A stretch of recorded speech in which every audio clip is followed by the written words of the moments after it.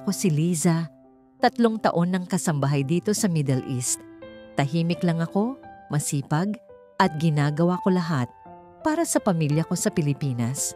Si Madam ay mabait at laging abala sa negosyo, kaya madalas siyang wala sa bahay.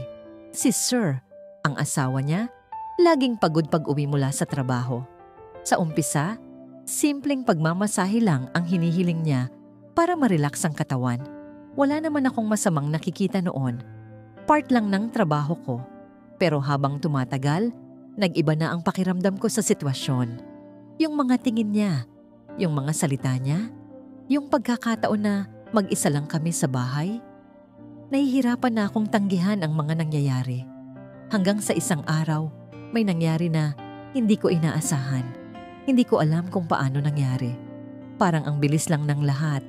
Pero mula noon, paulit-ulit na rin ang pangyayari. Lalo na kapag wala si Madam.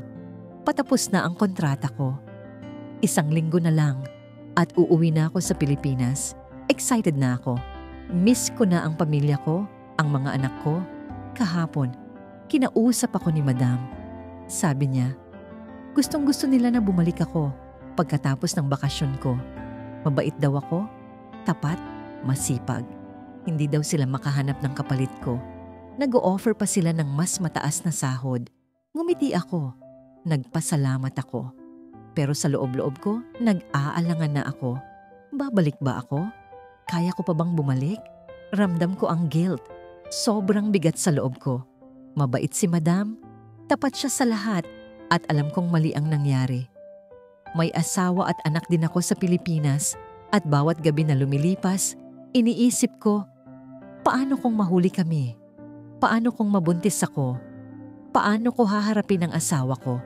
Naguguluhan ako, nagdadalawang isip at hindi nawawala sa isip ko ang takot. Pero kung hindi ako babalik, saan ako kukuha ng trabaho? Paano ko bubuhayin ang pamilya ko?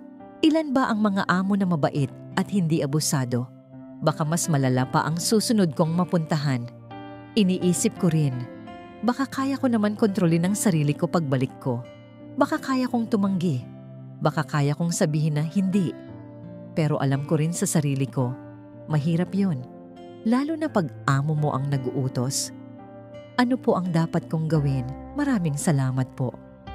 Yan ang kwento ni Liza. Ilang araw na lang, uuwi na siya ng Pilipinas. Ngunit hindi pa niya alam kung babalik pa siya. Mahirap ang desisyon na kinakaharap niya. Kung ikaw ang nasa kalagayan ni Liza, babalik ka ba pagkatapos ng bakasyon sa amo na mabait pero may nangyaring mali?